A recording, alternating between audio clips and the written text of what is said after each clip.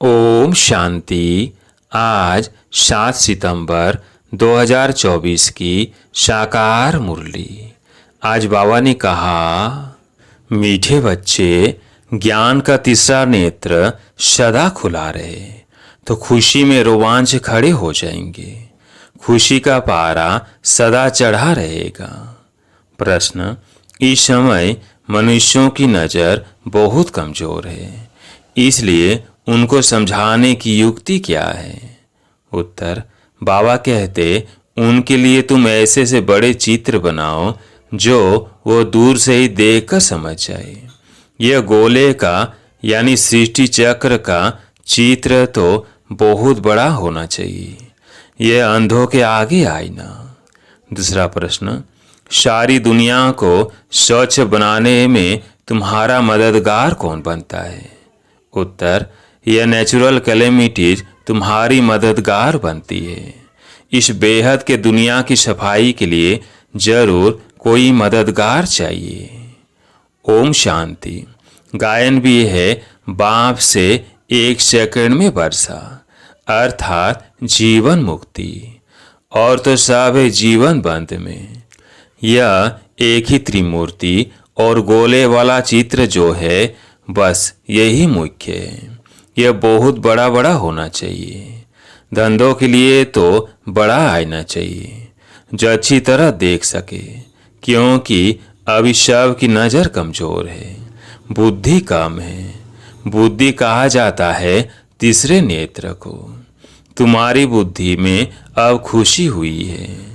खुशी में जिनके रोमांच खड़े नहीं होते हैं, गोया शिव बाबा को याद नहीं करते हैं, तो कहेंगे ज्ञान का तीसरा नेत्र थोड़ा खुला है, झुंझार है।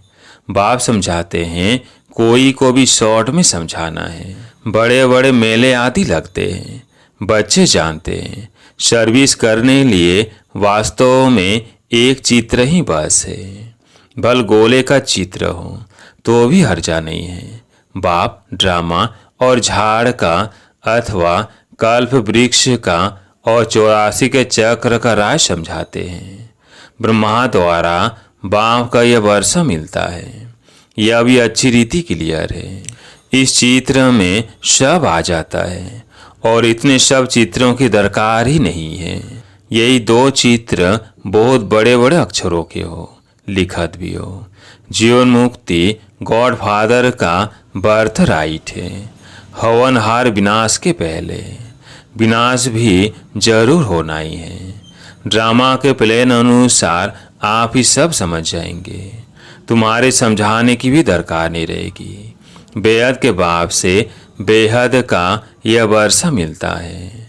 यह तो बिल्कुल पक्का याद रहना चाहिए, परंतु माया तुमसे भुला देती है। समय बीतता जाता है। गायन भी है ना, बहुत गई थोड़ी रही। इनका अर्थ इस समय का ही है, बाकी थोड़ा समय ही रहा है। स्थापना तो हो ही रही है, विनाश में थोड़ा समय है। थोड़े में भी थोड़ी रहती जाएगी। विचार किया जाता है, फिर क्या होगा? अभी तो जागते नहीं, पीछे जागते जाएंगे। आंखें बड़ी होती जाएंगी, आंखें बड़ी होती जाएंगी। ये आंखें नहीं, बुद्धि की आंख। छोटे छोटे चित्रों से इतना मज़ा नहीं आता है, बड़े बड़े बन जाएंगे। साइंस से भी कितनी मदद देती है। विनाश में तत्व भी मदद करते हैं। बिगर कोड़ी खर्चे तुमको कितनी मदद देते हैं। तुम्हारे लिए बिल्कुल सफाया कर देते हैं। यह बिल्कुल छी दुनिया है। अजमेर में सौर का यादगार है। यहाँ देववाड़ा मंदिर में स्थापना का यादगार है, परंतु कुछ समझ थोड़ी सकते हैं। अभी तुम समझदार बने हो। बल मनुष्य कहते हैं, हम नहीं जानते कि विनाश हो जाएगा। समझ में नहीं आता। एक कहानी है ना, शेर आया शेर आया। नहीं मानते थे। एक दिन सब गायें खा गया। तुम भी कहते रहते हो, यह पुरानी दुनिया गई की गई, बहुत गई। थोड़ी ये सारी नॉलेज तुम बच्चों की बुद्धि में रहनी चाहिए। आत्मा ही धारणा करती है। बाप की भी आत्मा में ज्ञान है। वो जब शरीर धारण करते हैं तब ज्ञान देते हैं। जरूर उनमें नॉलेज है, तब तो नॉलेजफुल गॉड फादर कहा जाता है। वह सारे सृष्टि के आदिमय दंत को जानते हैं। अपने को तो जानते हैं ना, और सृष्टि चक्र कैसे फिरता है वो भी नॉलेज है। इसलिए अंग्रेजी में नॉलेजफुल अक्षर बहुत अच्छा है। मनुष्य सृष्टि रूपी झाड़ का बीज रूप है, तुमको सारी नॉलेज है। तुम यह जानते हो नंबरवार पुरुषार्थ अनुसार शिव बाबा तो है ही नॉलेजफुल। यह अच्छी रीति बुद्धि में रहना चाहिए। ऐसे नहीं सबकी बुद्धि में एक रस धारणा होती है। वह लिखते भी हैं परंतु धारणा कुछ नहीं, नाम मात्र लिखते हैं, बता किसको भी नहीं सकेंगे। सिर्फ कागज को बताते हैं। कागज क्या करेंगे? कागज से तो कोई समझेंगे नहीं। इस चित्र से बहुत अच्छा समझेंगे। बड़े ते बड़ी नॉलेज है तो अक्षर भी बड़े बड़े होने चाहिए। बड़े ते बड़े चित्र देख मनुष्य समझेंगे इनमें जरूर कुछ सार है। स्थापना और विनाश भी लिखा हुआ है। राजधानी की स्थापना, यह गॉड फादरली वर्थ राइट। हर एक बच्चे का हक है जीवन मुक्ति। तो बच्चों की बुद्धि चलनी चाहिए कि सब जीवन बंद में है। इन्हें जीवन बंद से जीवन मुक्त में कैसे ले जाए? पहले शांति धाम में जाएंगे, फिर सुख धाम में। सुख धाम को जीवन मुक्ति कहेंगे। यह चित्र खास बड़े बड़े बनने चाहिए। मुख्य चित्र है ना, बहुत बड़े बड़े अक्षर हो तो मनुष्य कहेंगे बीके ने इतने बड़े चित्र बनाए हैं, जरूर कुछ नॉलेज है। तो जहाँ तहाँ तुम्हारे भी बड़े बड़े चित्र लगे हुए हों तो पूछेंगे यह क्या है? बोलो इतने बड़े चित्र तुम्हारे समझने के लिए बनाए हैं। इसमें क्लियर लिखा हुआ है बेअद का वर्षा इन्हों को था।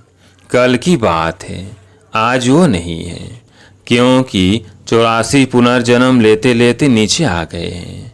शतो प्रधान से तमो प्रधान तो बनना ही है। ज्ञान और भक्ति पूज्य और पुजारी का खेल है ना। आधा आधा में बिल्कुल पूरा खेल बना हुआ है।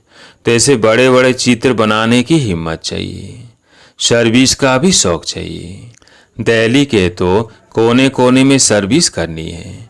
मेले मलाखड़े में तो बहुत लोग जाते हैं। वहाँ तुमको यह चित्र ही काम में आएंगे। त्रिमूर्ति गोला यह है मुख्य। यह बहुत अच्छी चीज है।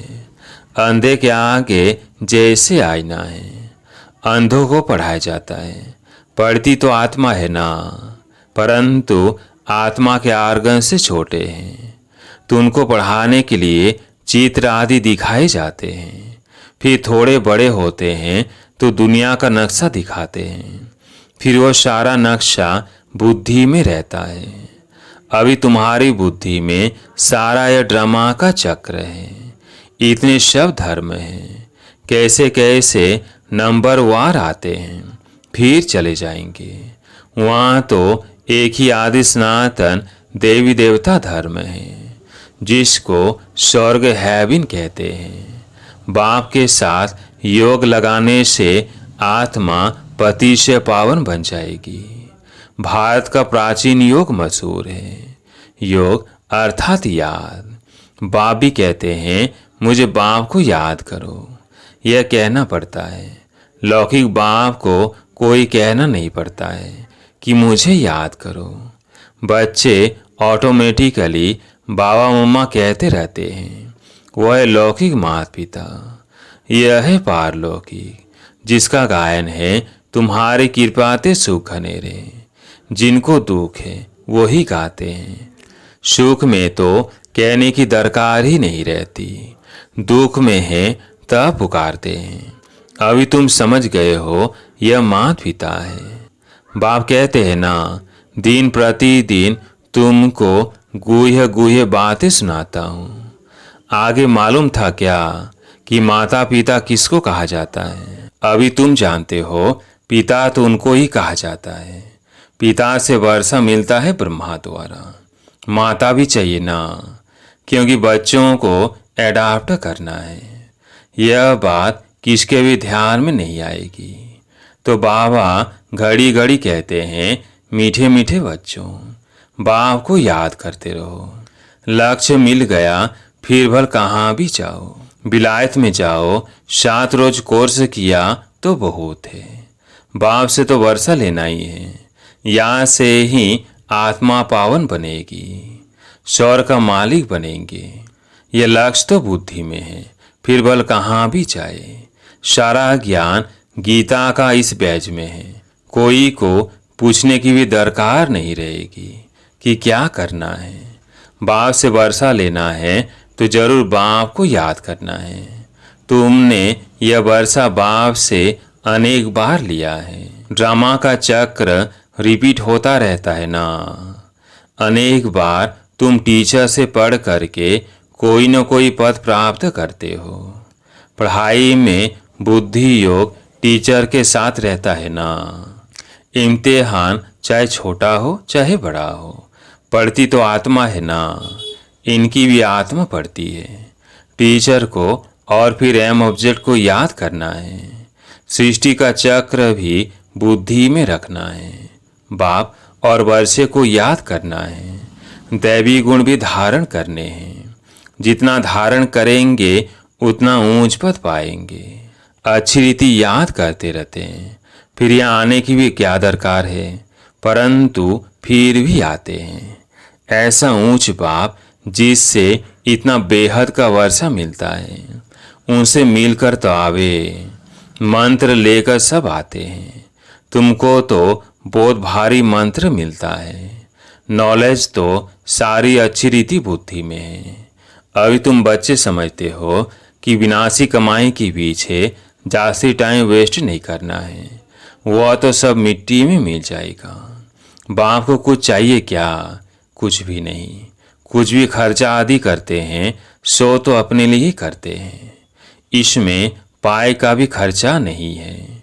कोई गोले व टैंक आदि तो खरीद नहीं करने हैं लड़ाई के लिए। कुछ भी नहीं है। तुम लड़ते हुए भी सारी दुनिया से गुप्त हो। तुम्हारी लड़ाई देखो कैसी है। इसको कहा जाता है योग बल। सारी गुप्त बात है। इसमें कोई को मारने की दरकार नहीं है। तुमको सिर्फ बाप को याद करना है। इन सब का मौत ड्रामा में नुधा हुआ है। हर 5000 वर्ष बाद तुम योग बल जमा करने के लिए पढ़ाई पढ़ते हो। पढ़ाई पूरी हुई, फिर प्रारब्ध चाहिए नई दुनिया में। पुरानी दुनिया के लिए यह नेचुरल कैलेमिटीज है। गायन भी है ना। अपने कुल का विनाश कैसे करते हैं। कितना बड़ा कुल है। सारा यूरोप आ जाता है। यह भारत तो अलग कोने में है। बाकी सब खलास हो जाने हैं। योग बल से तुम सारे विश्व पर विजय पाते हो। पवित्र भी बनना है। इन लक्ष्मी नारायण जैसा। वहाँ क्रिमिनल आ ही नहीं। आगे चल कर तुमको बहुत साक्षात्कार होंगे। अपने देश के नज़दीक आने से फिर झाड़ दिखाई पड़ते हैं ना, तो खुशी होती है। अब आकर पहुँचे अपने घर के नज़दीक। तुम भी घर चल पड़े हो, फिर अपने सुखधाम आएंगे। बाकी थोड़ा समय है। स्वर्ग से विदाई लिए कितना समय हो गया है। अब ही स्वर्ग नज़दीक आ रहा है। तुम्हारी बुद्धि चली जाती है ऊपर। वो है निराकारी दुनिया, जिसको ब्रह्मांड भी कहते हैं।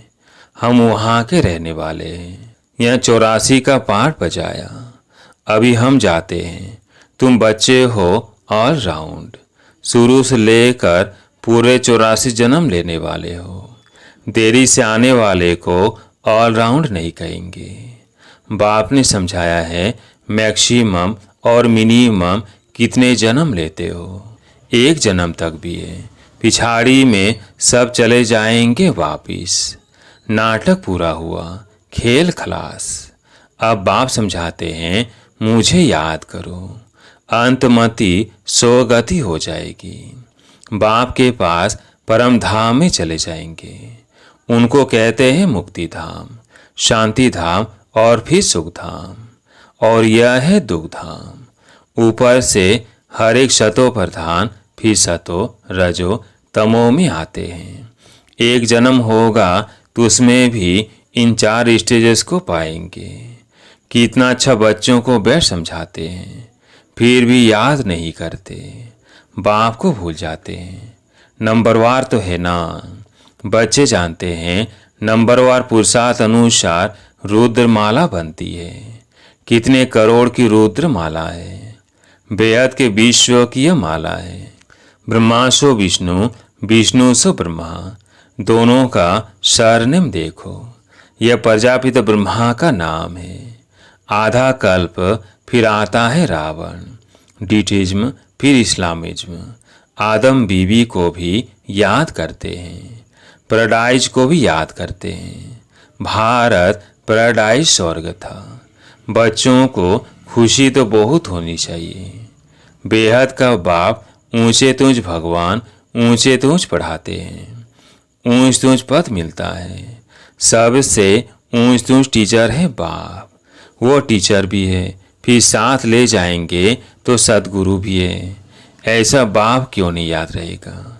खुशी का पारा चढ़ा रहना चाहिए, परंतु युद्ध का मैदान है। माया ठहरने नहीं देती है, घड़ी घड़ी गिर पड़ते हैं। बाप तो कहते हैं बच्चे यहाँ से ही तुम मायाचित बनेंगे। अच्छा, मीठे मीठे सिकिलधे बच्चों प्रति माता पिता बाप दादा का याद प्यार और गुड मॉर्निंग। रूहानी बाप की रूहानी बच्चों को नमस्ते।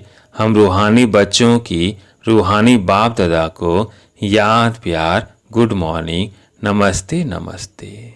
धारणा के लिए मुख्य सार। पहला पॉइंट, बाप जो सिखलाते हैं उसे अमल में लाना है, सिर्फ कागज पर नोट नहीं करना है।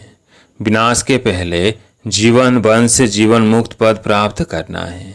दूसरा पॉइंट, अपना टाइम विनाशी कमाई के पीछे अधिक वेस्ट नहीं करना है, क्योंकि यह तो सब मिट्टी में मिल जाना है। इसलिए बेहद के बाप से बेहद का वर्षा लेना है और दैवी गुण भी धारण करने हैं। आज प्यारे मीठे बाबा का वरदान, योग बल द्वारा माया की शक्ति पर जीत प्राप्त करने वाले सदा विजयी भव।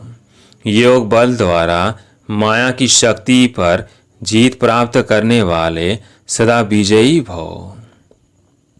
ज्ञान बल और योग बल सबसे श्रेष्ठ बल है। जैसे साइंस का बल अंधकार पर विजय प्राप्त कर रोशनी कर देता है, ऐसे योग बल सदा के लिए माया पर जीत प्राप्त कर विजयी बना देता है। योग बल इतना श्रेष्ठ बल है जो माया की शक्ति इसके आगे कुछ भी नहीं है। योग बल वाली आत्माएं स्वप्न में भी माया से हार नहीं खा सकती।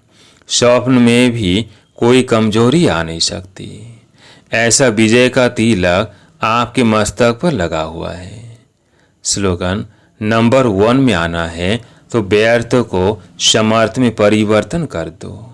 नंबर 1 में आना है तो व्यर्थ को समर्थ में परिवर्तन कर दो। अच्छा, ओम शांति।